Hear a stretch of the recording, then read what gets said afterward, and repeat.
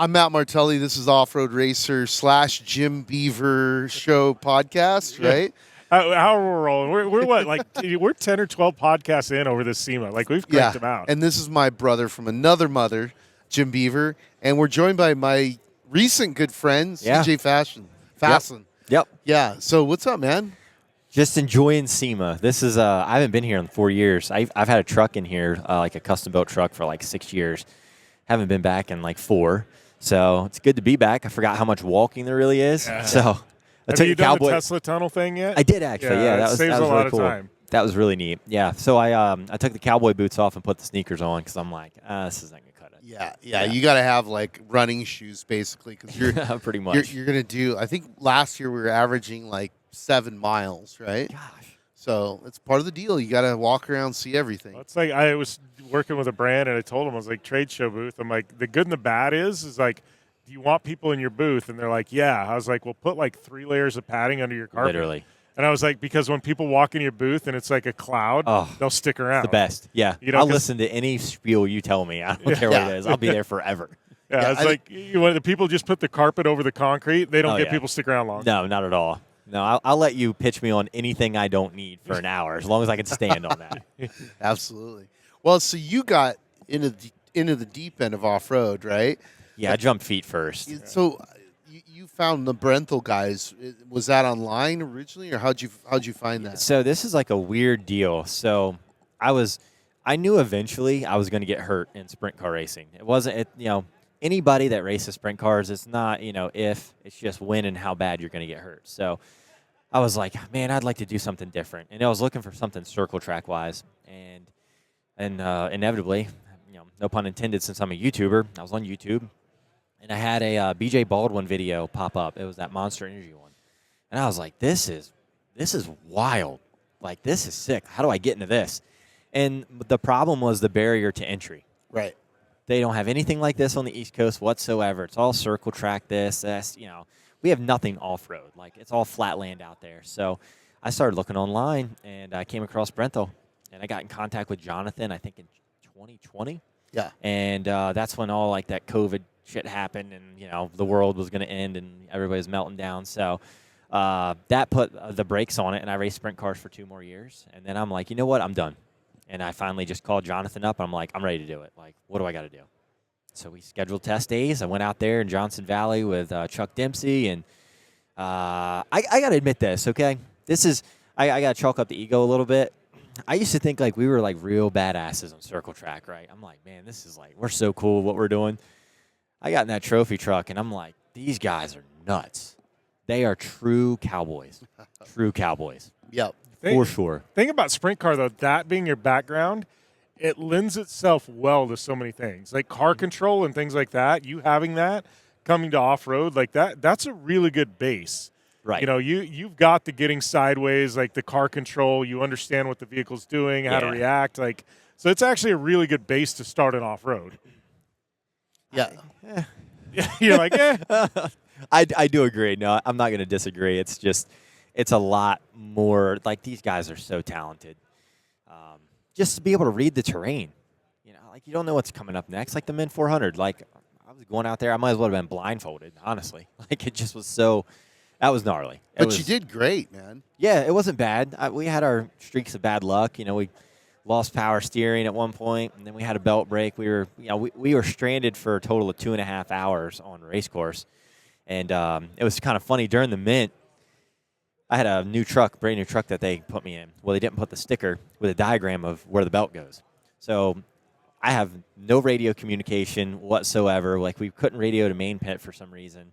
It was a hassle. So I spent so much of my time trying to route this belt. I'm like, I've never even seen the front of this motor. Like, sprint car, got you, no problem, But it was difficult. So the power steering issues, all that, but it all played into just like the character building between my navigator and I at the end of it, really. Yeah, you've got a special navigator, right? I do, yeah. About a 6'2" tall navigator that barely fits in a Brenthal truck, and it doesn't know anything about navigation. Nothing. So I actually took my cameraman from YouTube, and I'm like, dude, it'd be really wild. It's like you train and go, Erica, she trained him and all that. Like, I'll pay for it. Like, you go get trained, you become a navigator, and we're going to be the two idiots that tried the Mint 400, and sure enough, that was what we did. But we finished, so I'll take that. Tell you what, finishing your first Mint 400, that's not easy. Like, that's a high five moment. Like, well, he warned me. We were at the UFC fight, 3 days before the Mint or something like that. I don't know when it was. And he's like, listen, man, he's like, the first 2 laps, you're going to really enjoy yourself. The 3rd lap, you're going to hate life. And the 4th lap, you're going to want to get out of the truck. And that was the most true statement anyone has ever told me. Yeah. That race is just something else. Like, I mean, go to your local hardware store, get in the paint shaker for 8.5 hours, get out of it, and tell me how you'd feel. You'd probably feel like hell. Yeah. Off-road is enjoyable before the race, and it's enjoyable like 3 days after the race when your body's somewhat recovered. But there's that window of time during the race. Like, nobody goes, this is the most fun I've ever had. No. Like, Not even close. No, not even close. Like, to me, the whole off-road scene it was something that, like, the reason I wanted to come to off-road, because I wanted to give myself a challenge outside of circle track. I never wanted to be the guy who just raced regionally or nationally or anything. And there's nothing wrong with that. And I have great friends in circle track racing, but this off-road stuff is 10 times harder than circle track could ever be. Because, I mean, like you told me, you're like, there's going to be 500 race vehicles that are going to go through that same rut. Yeah. And on lap 4, the rut that was 1.5 feet is now 3.5 feet deep. And it's just like, you just get shit whipped the whole time. I could not fathom how much it was going to take a toll on my body. I really couldn't. Yeah, it's definitely, cowboy shit. Like, for sure. It's funny because, like, obviously, like, I respect every form of racing, but there's nothing like what we do. It's like the UFC of motorsports, right? Yeah. And I was stoked, like, when I saw you, come in and start talking about it and then start getting involved and get with the Brentals, which is, they run a great program, right? Yep. And then, come in and the cool thing is, like, he didn't have this crazy big ego, like, hey, man, I'm here to win. Because I always have to tell people, hey, you're not going to win. No. You need to get to the finish. Let's focus on that and then build, right? Yes. Build your skill set and your racecraft so that, at some point you can compete, right? Yeah, definitely. But it's tough. Like, your ego wants to just run forward and go after everybody, but that's a surefire way to have a short day. You're going to end your day. being a good off-road racer it's a work in progress. I mean, it's a journey, and it's like I tell people, there's nobody that comes in. We were talking with BJ Baldwin yesterday about the same thing. Like, nobody comes in as good right away. No. You're just not. That's just not. There's people that have talent that come in and, like, all right, they're all right, but Yeah. nobody comes in and just wins and runs away with something their first race. It just doesn't happen. No, that can happen in circle track. It's weird. But off-road, 0% chance that happens. If so, the whole field crashed out at that point. You finished. Yeah, maybe there's a fluke deal like that, but Right. it wasn't like you were leading wire to wire or something No, like that. not going to happen.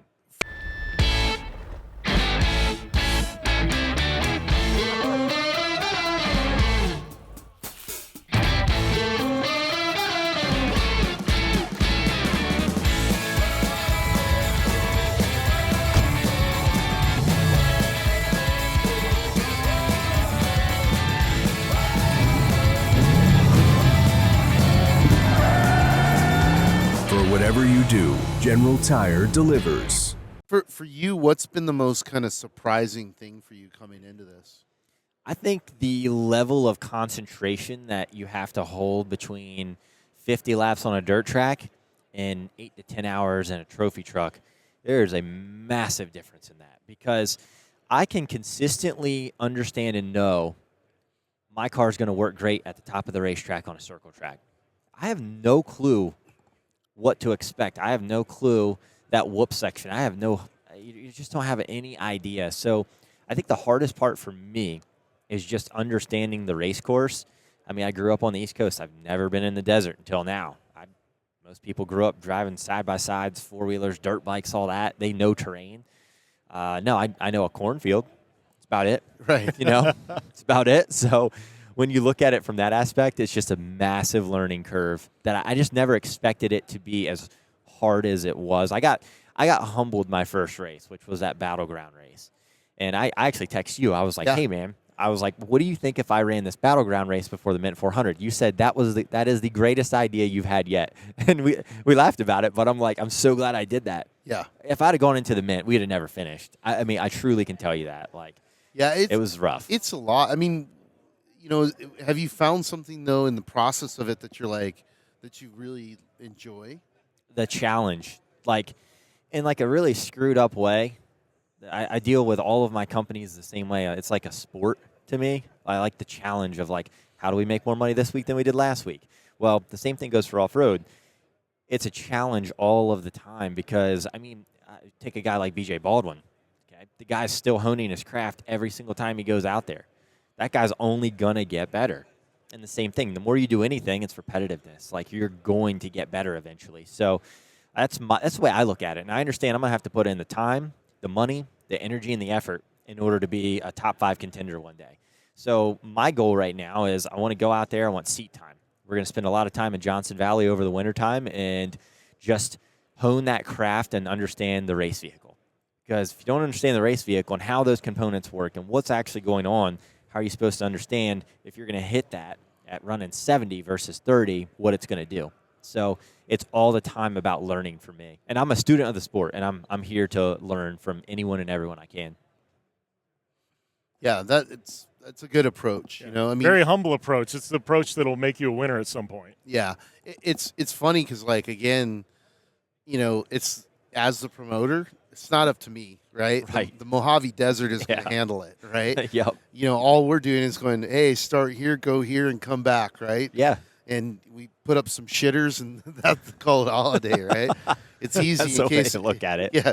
Well, I just mean in terms of like the chaos theory of like, even the top guys, all their prep, everything is going to be perfect, and a boulder will get moved into the race course that they'll clip, and that'll end their day. Yep. Right. So it's completely unpredictable, but if you go into it with this mentality like you're talking about, you'll be there at the end.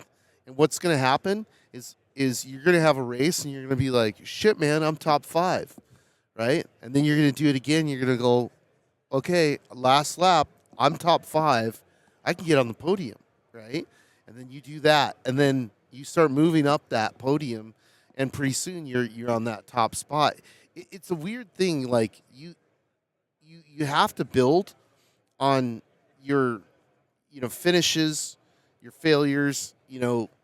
Even once you get to this top 5, you're analyzing it. You're like, could I have gone faster? Yeah, but how much faster? I remember Rob Mack told me something, and it kind of blew my mind. He goes, hey, do you know how much time I won by? And I was like, what do you mean? He goes, do you know how much time I won that year, you won the Ball 1000. He's like, do you know how much time I won by? I said, no, I don't. And he goes, neither does anybody else. It's just racing just fast enough to beat everybody and not more than that. Because you push harder, you're going to break. Right? Yeah. Well, now you just went from winning or podium to 10th.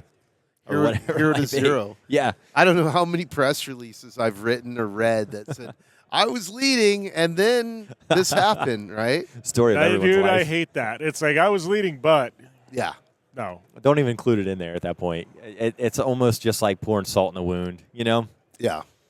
I mean, and understand, like, I think with every racer, we always are looking for those, like, PR moments because back in the day, like, that's what sells and all that. But, I think I'm taking a way different approach to racing. Like, I'm very serious about it, and I wouldn't be spending the money that I'm spending if I wasn't.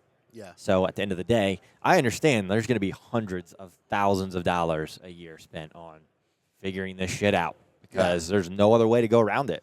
Well, and for you, like we were talking earlier at breakfast about, all the content that you produce and, and how you're turning this into a content plan. And honestly, I'm stoked. Like, you're introducing your audience, from the East Coast to what we're doing out here in a way that I think is approachable because it's one of them, right? It's not like, okay, BJ Baldwin, dude's rad, but like a dude in that is from the East Coast might not relate to him because he's like, yeah, that's that's some crazy West Coast guy. Yeah. All those guys are crazy, right? Got their hats backwards and all that. Yeah. All they wear is black. Yep. You know, they've got Vans on. You know, like so.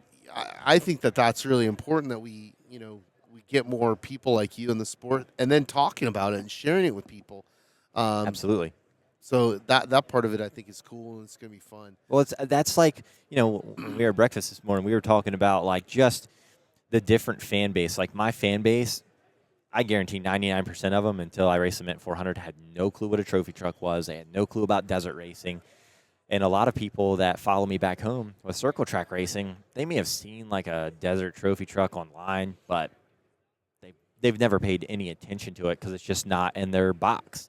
And unfortunately, the worst thing you can do in life is stay in the same box. Yes. And if you stay in that same box, you will only be remembered for what you did inside of that box, not outside of it. Yep. And to me, I could have stayed in circle track racing and won a ton of races, been just one of the best in what we were doing there in sprint cars, and especially the series that we were in. It was like a good group of people, but at the end of the day, I hate to say I got bored with it, because it's like, what kind of legacy am I going to leave behind? If I have the opportunity to go and do something really awesome, why am I just going to stay where I am? Like, I love change more than anyone. Like, Well, I don't know why, but I just do. And I think people want to see that journey, right? Because they want to see it, they want to see your experiences, right? Right. Because, you've got a group of people who are following you, and, they may have started because of, the ghost hunting stuff that you do, and,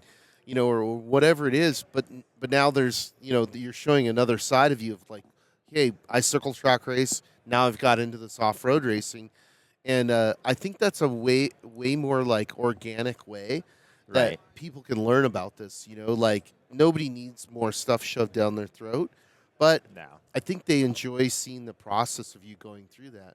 And how many races do you have underneath your belt now? Two off-road races so far. Yeah.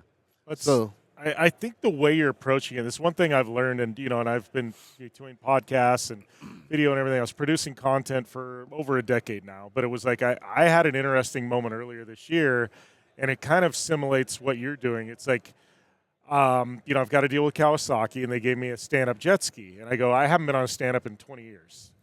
And I'm like, and I used to ride a lot, but I'm like, 42-year-old guy, that's put on some weight. Like, all right, I'm going to go back to stand-up jet skiing. And I, like, put it out there. I'm like, I'm going to do this the most humble way. Like, you guys see me winning races, doing all this cool stuff. I'm going to show you the raw realism of a 42-year-old guy that's a little bit overweight going back to jet skiing. Bingo. And I put it out there on YouTube, and, like, the first videos were horrible, man. It's just it's me crashing. People are laughing and everything else. By the end of the summer, I'm taking that same jet ski, and I'm threading buoys. And people are like, holy crap, we saw over a 3 or 4 month period this guy go from absolute dog shit to actually decent. Yeah. And I showed the journey, and I did it in a humble way. And those videos now are still doing way better than any of my YouTube stuff, and I've developed this following in jet ski racing, because it was like I approached it, and I see what you're doing in off-road, and you're like, hey, here's me stepping out of my box, and I'm coming in here, and I'm doing it in a humble way, and I'm going to learn, and I'm going to suck, but I'm going to get better. Absolutely. Enjoy the journey with me, and people are going to love it. Yeah. The first ever race, that Battleground race, I barrel rolled the truck 6 times. I hit a sand wall. It looked like it was going to move. I'm going to be honest with both of you. I was like, oh, it's going to move. I'm going to just bump into it. Hell no. Thing was hard as concrete. I hit that thing, picked the back of the truck up, and when I went to counter into it, it was too far gone because it was just, we over-rotated at that point, and when it caught, I mean, the in-car audio was the greatest thing. I yelled, oh, fuck, twice while we're in the air. I'm like, oh, no, this is bad. So the truck lands on its side, right? And I'm thinking to myself, I'm like, my dumbass just put my cell phone in this truck. I'm like, it probably came out of this pouch on the side. I said, I'm going to look for it. This is a prime video opportunity. Like when you're a YouTuber, you're looking for any content. Well, the truck is destroyed. So I'm like, this is perfect. I get my phone out, and here I am. I'm just selfieing. I'm like, yeah, just flip this trophy truck in the middle of the desert, blah, blah, blah. And my navigator, Chris, being my cameraman, he's like, dude, it's not the time for this. Like, let's try to figure out how to get this thing back over. So, we were trapped. I understand. Trying to flip over a 7,000-pound truck probably a little harder than it looks. I tried to push on it. I was like a dumbass, but whatever. So we finally we got lucky because they dispatched rescue to a wreck up ahead of us like hours beforehand, and they just came along. So they flipped us back over. Thank goodness. We get back going, and we get to the end, and I had a film crew there. They put this video together for me, and Chris is like, my navigator, Chris is like, you're not going to put that flip in there, are you? I'm like, yeah, I'm putting that flip in there. Like, that's sick. Like, people want to see that. So when the video finally came out, you hear chatter. Just people don't like you. You know what I mean? You know you're doing something right there for sure. And I call them the East Coast Hater Club because there's a group of racers that just cannot stand my guts because you step outside and do something different than what they're doing or what they think you should. They got a big problem. So they're like, oh, yeah, CJ flipped his trophy truck the first race out. And I'm like, yeah, I was actually like really proud of it. I'm like, I found what not to do. Yeah. It's a learning curve. You found the limit. It was expensive. I mean, we still finished the race. It was a lot of cosmetic stuff. But at the end of the day, listen, I had a blast doing it. I learned a ton. And then, you know, for whatever reason, I decided my second race should be the Mint 400. And I just jumped feet first. I just, gosh, that was dumb. That was dumb. Fun, but very dumb. Well, you know, I would recommend to people that they do some small races before they do the Mint. But too. It's also a trial by fire thing, you know. Like at some point, you know, it's like fighting. At some point, you got to get punched in the face, right? And for sure. you're going to learn very quickly, you know, where you're at, right? Yeah. And you know that's what it, you know, like. And you listened, like you went out there, you didn't go nuts, right? You had some issues, you overcame the issues, you got the full effect, right? When you got to the podium. And I handed you a beer. You were like, I was in it. You were ready, right? I was ready to kick that cold one back. And that's a big part of that, right? Yeah. And then going on to, you know, whatever your next race is going to be, and you know, making incremental improvements, right? And and you know, and two, you're doing it smart. You're going to go get a bunch of seat time in the off season, you know, and learn, you know, and be better, and come back and go like, okay, I got this, right? Yeah. And just keep improving. So. Well.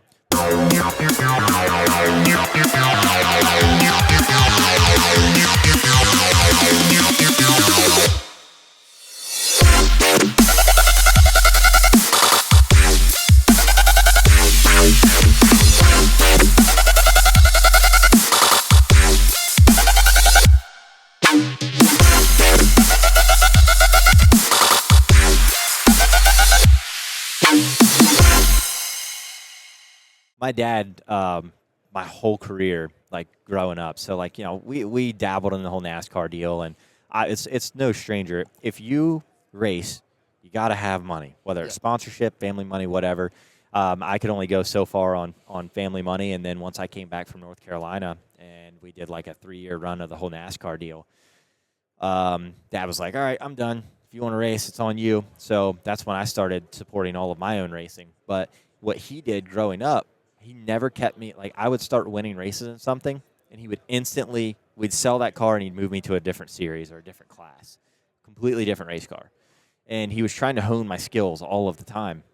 And it made it to where I literally had to be on my A game all the time. And I enjoyed that looking back at it. And, you know, before he passed away, he was really worried about the whole sprint car thing. He's like, you know, I just got a weird feeling about this. And that kind of weighed on me a little bit. Probably shouldn't have let it weigh on me, but, you know, I did. So that was another driving factor to going to off-road. I mean, when you can flip a trophy truck 6 times and you're really not sore the next day, that's pretty good. Yeah. But when I hit a wall running 80 in a sprint car, and for 3 days I'm walking like just all gimped up, that's not fun.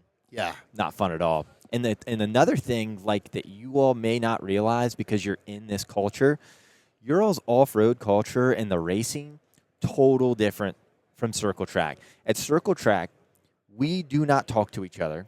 And if you do talk to each other, you're talking shit behind your back as soon as like that person walks away. And in off-road, I didn't know how to take it because everybody's coming up to me, shaking my hand, how's it going, blah, blah, blah.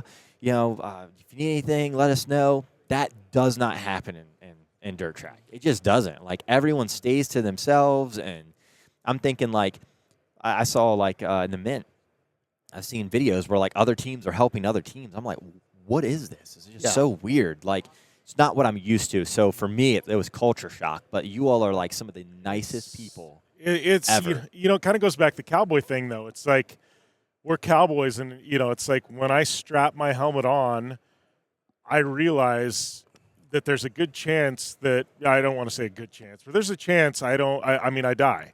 You hate to be morbid, but there's a chance. Absolutely. And it's like, at least with circle track, there's generally medics close. You wreck, even at the Mint, where it's it's not remote Baja, there's still a chance it's going to be a while before medics can get there. So it's like there's this friendship and this camaraderie. Like, yeah, we're competitors, and I'm going to race my ass off to beat you. But at the end of the day, I want to have a beer with you at the finish line. And if something goes wrong on your car and you're flipped over and I know nobody can get there, I'm going to pull over and I won't finish my race, or I'll wave a win off to help you to make sure that you can, you're okay. Right. And it's just, we all look out for each other. And I think it's just this weird thing because, like you said, we're cowboys and we're out, lone wolves. And a lot of times, you need help. Yeah. I think a lot of people lack the understanding of that concept, though, because that's what I'm planning my content around, is telling you everything that I've learned that I never knew could be such a valuable piece of information. And I look at also the fans at the Mint 400. I got like a really cool glimpse of them. Those are off-road enthusiasts. They can respect what you're doing because guess what? They probably own a side-by-side, or they own some type of off-road vehicle, Jeep or something. And I love it because, like, at Tech and Contingency, they could buy products that they could go right and put on their UTV. They could go buy a rugged radio and install that whole system in there. There's so many different things like that where I believe 95% of dirt track fans have never stepped foot in that car, so they can't really relate to it. Right. But when I'm going through that high-speed whoop section, and I'm man enough to admit it, scared to fucking death because I've never done this before, and you're running 80 through it, and you're just like, this is going to end really bad. All of those people that you're going by, they can relate to it because they know that feeling. Yeah. Maybe not at that speed, but they know just how rough that terrain is. They have a different found respect for it, and I think that's very unique about off-road. Everyone can relate to that. The only thing I've ever seen that's similar to off-road, it's like we have off-road culture, and we eat, sleep, breathe off-road. If I'm not racing, I'm out with my RV and I'm riding dirt bikes or UTVs. I've got a Bronco build. I go out. I have fun in the rocks. Like, I eat, sleep, breathe this. I'm a part of off-road culture. You don't have an IndyCar culture. No. You have IndyCar fans. Circle track. Right. You don't have circle track culture. You have circle track fans, and you've got racers that are on the road driving every single weekend. Yep. But there's not like a circle track culture. The only other thing I've ever found in motorsport that's like it would be drag racing. You've got guys that are wrenching in their garage on their hot rods every single weekend. That is true. And they're out, and they've got their local car club, and they're, and they're hot rodding, and they're, so, I mean, drag racing is the only other sport I've found where you live a drag race or a hot rod culture. It's a culture. That's a good point, yeah. Very good point.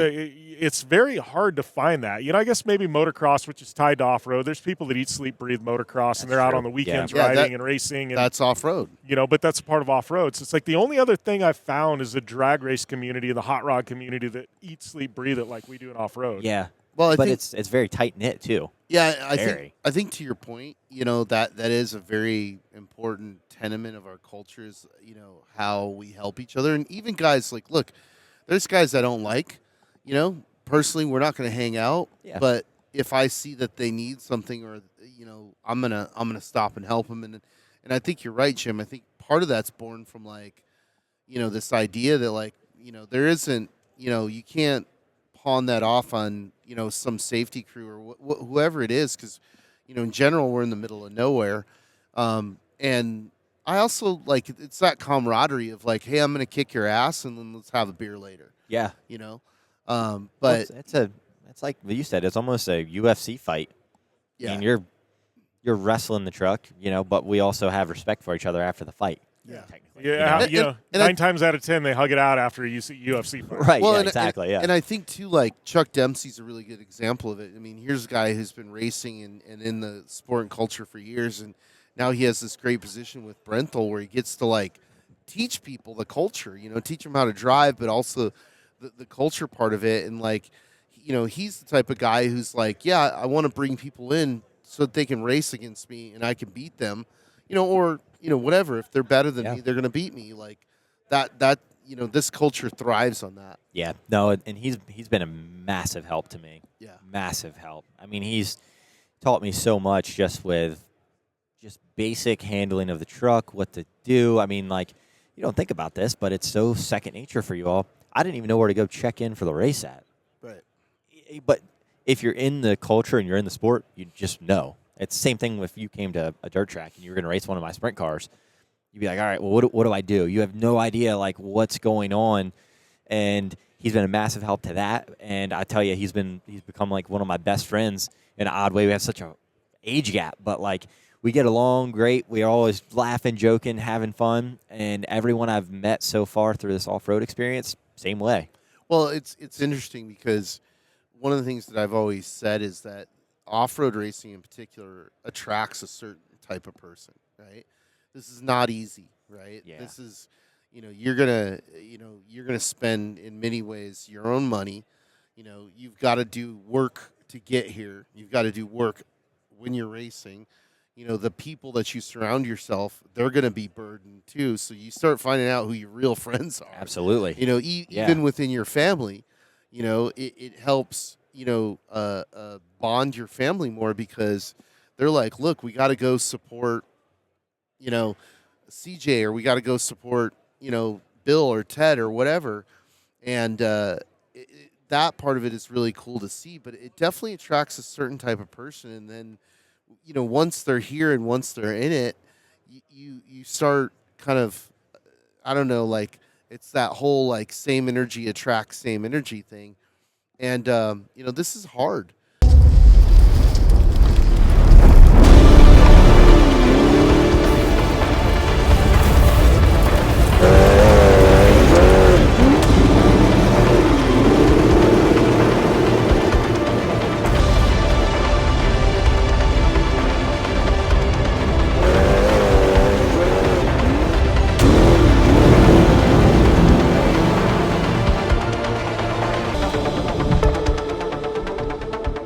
If it was easy, they'd call it NASCAR, right? That's exactly right. No, we can pick on them all we want. I love taking shots at NASCAR, but no, the point being is that it is a challenge, and just to want to do it takes a certain type of person. I do agree with that because it's a little intimidating. It's definitely intimidating. I mean, it can look fun on video, but I'll never forget. I went to Johnson Valley. I walked up that truck. I said, wow, this is way bigger than it looked on pictures. Yeah. And then you get in that thing, and you're like, okay, this is actually way different than you think it was going to. And I will say this, like, I look at the future. I look at everything. I don't drive off the hood ornament with life, and I definitely don't do that in racing. Look as far down the racetrack as you can. Yep. I try to plan for that kind of stuff. And another reason why I want to get into off-road racing more is because as much time as it does take up, I don't have to, with the rentals, I don't have to be in the shop. I don't have to transport it. I don't have to worry about insurance on my toter home and the trailer and all that kind of stuff. It's arrive and drive. You buy a truck, you arrive, you drive, you send it back to their shop, and they do it. So it does make it pretty simple. But for me, that time is everything because I'm eventually going to get married. I'm going to want to have kids, and I want them to grow up in this culture and not have to learn about the standoffish. I don't even know how to explain that. Like the standoffish type of attitude of like dirt track racing. Assholes. Yeah, basically. Let's just. Yeah, I mean, it is what it is. Like, yeah, I mean, it's funny because again, we're just we just had Christopher Pulvorde here, and he's started racing at 10. He's oh wow, 23, and he's one of the best guys in his class, and and he has a really bright future. He's just about to take delivery of his 4-wheel drive Mason. Oh wow, so he's going to nice get deeper in, but seeing the camaraderie. Seeing the relationship between him and his dad, like they're best friends. Yeah, right, and you don't see that much in this world, right? Yeah. So this is here's my plug for all the parents out there. This is a fantastic place to raise your kids. Yep. You want your kids to be successful in life, bring them to off-road racing because it's going to teach them a lot. A lot of discipline. And it's going to, strengthen the relationship between you and your kids. I mean, I can go down the list. Yeah. You and your dad, right? now your daughter's getting of age. She's probably going to be racing. You know, the McMillans, the Menzies, the Herbs. You know, The list On goes and on. on, I mean, it's just you know? I mean, where do you start? The BJ, Lettners. BJ and his Yeah. dad. I mean, yeah, BJ. you and know, his dad. BJ's A dad was a huge family wheeler. You deal. know, it's Yeah. like, yeah. I mean, it's just that way. Yeah, it's. BJ's son's starting to race too. Yeah, you see generations in this sport, you know, and that's it. I mean, we're starting now. Sometimes what, fourth generation we're starting to see. Like, Yeah, we're starting to hit that fourth generation. yeah. So. So it's That's like I watched one of Bryce Menzies pre-run videos. Like I'm trying to learn about Baja, and I'm like watching anything and everything I can, and I see like that camaraderie between him and his friends, but him and his dad. Like if my dad was still here on Earth, I would give every dollar I ever made previously and I ever will make to take him down to Baja and pre-run with him for a week, because like it just looks so awesome. It So is. like if there, I'm gonna look at the camera, and if any of you are watching and listening to this, and you have a dad,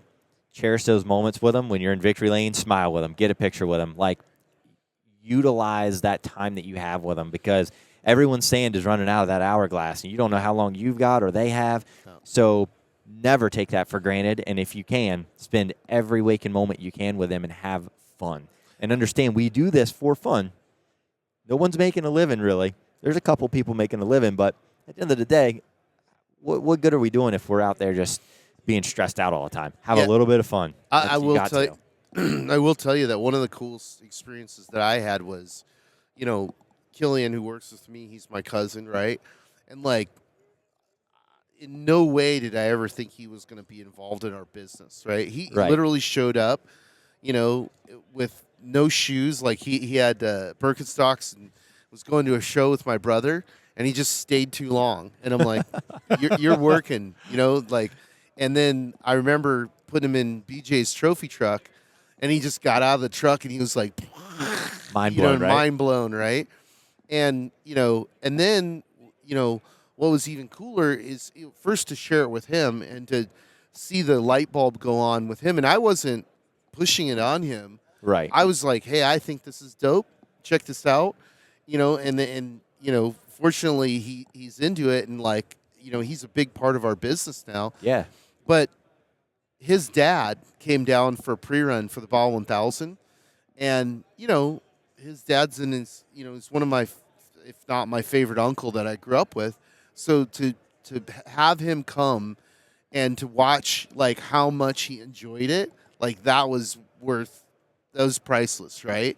And he did it. I mean, he did the whole 1,300-mile pre-run with us in the Wow. in the back of a Razor. Oh my Right, gosh. so it was not like the easy. I kept going, "Hey, dude, Forget you that. can hop out and get in the chase truck." And it's like, he's all, "Nope, I wanna Take do it the off. whole thing and have the whole experience, right?"